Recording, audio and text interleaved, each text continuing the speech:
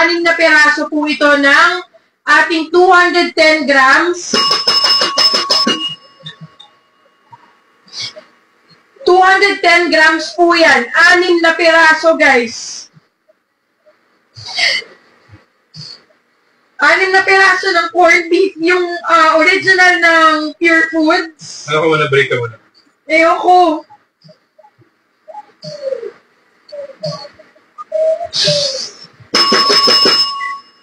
Basket number, basket, bawat isa, 95 pesos. 95 pesos. Expiration date, ayan po yan, 2000, 2027 pa po yung expiration date niya.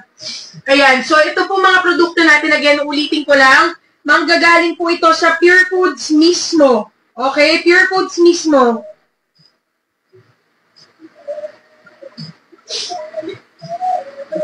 Hindi ko alam ba't may mga taong naliligayahan sa sarili nila ng gano'n.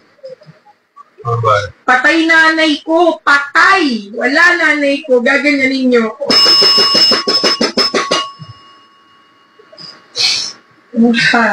Thank you so much sa lahat po na nag-check out. Maraming salamat. Saka dun sa mga hindi nagko-comment ng mali.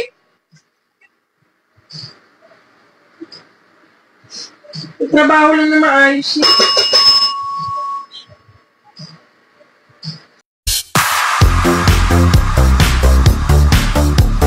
Viral ngayon sa social media ang video ng actress na si Matet De Leon na napaiyak ng sobra habang nagla-live selling matapos makatanggap ng masasakit na komento mula sa isang netizen.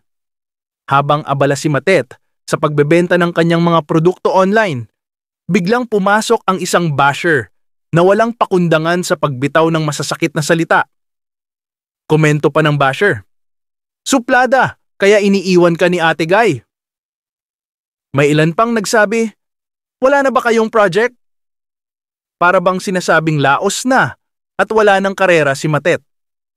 Hindi na napigilan ni Matet ang kanyang emosyon at napahagulgol siya ng leave habang sinasagot ang masasakit na salita. Sa kanyang mahinahong pahayag, sinabi ni Matet, "Patay na ang nanay ko, wala na ang nanay ko. Tapos sasabihan niyo ako ng ganyan." Hindi ko alam ba't may mga taong naliligayahan sa sarili nila ng gano'n. Patay nanay ko! Patay! Wala nanay ko! Gaganyanin niyo ako. Kitang-kita ang labis na lungkot at sakit ng aktres na kahit nagtatry magtrabaho ng marangal sa pamamagitan ng live selling, ay hindi pa rin pinaligtas ng mga mapanghusgang netizen. Sa kabila ng mabibigat na salita, pinatunayan pa rin ni Matet ang kanyang professionalism. Tinapos niya ang live selling ng maayos at mahinahon, bagay na hinangaan ng kanyang mga supporters. Hindi nagpatinag ang mga totoong taga-suporta ni Matet na agad siyang ipinagtanggol laban sa bashers. Marami ang nagpaabot ng pagmamahal at salita ng pagpapalakas at pinuri ang kanyang katatagan at kabutihan. Hindi man madali ang pinagdadaanan ni Matet De Leon ngayon. Nakatayo pa rin siyang matatag. Isang patunay na hindi kailanman malalaos ang may mabuting puso. Matet, saludo ang maraming Pilipino sa tapang at dignidad mo at gagawin ang lahat para sa pamilya. Gusto ko lang ipaalam sa inyong lahat, yung nangyari kahapon na medyo naiyak ako sa live. Hindi ako naiyak sa live dahil nahihiya ako mag-live. Okay? Kasi ako, proud na proud ako maging live seller ng TikTok, ng mga brands na pinaniniwalaan ko. Okay? Sobrang saya ko din mag-live. Okay? Na kahit may pinagdadaanan, kung ano man yan, nagla-live ako. I show up. Okay? Nag-show up ako, maharap ako sa inyo na maayos, nagla-live ako na maayos.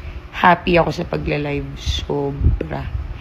Kaya ako na bad trip kahapon because of that one person na walang puso at napakawalang hiya. Okay? Pero yung pagla-live sell, I love it. Kaya gusto ko mag-thank you dun sa mga taong maayos, pagka-live. Gusto ko mag-thank you sa inyo, yung mga sumusuporta pag may live ako, lalo na yung mga suki ko. Akala ninyo, hindi ko kayo nakakalimutan, no? So, thank you everybody for being nice to me, pagiging maayos. Masasabi ko lang dun sa mga talagang gusto lang mamikon, no? Sa taong nagtatrabaho lang ng maayos at ginagawa yung gustong-gusto niya, wala, babawasan ko na yung pagbabasa ng comments, and I will do my best para hindi masira yung trabaho kung gustong-gusto kong ginagawa ng dahil sa inyo. Again, thank you everybody sa mga sumusuporta. Salamat sa inyong lahat.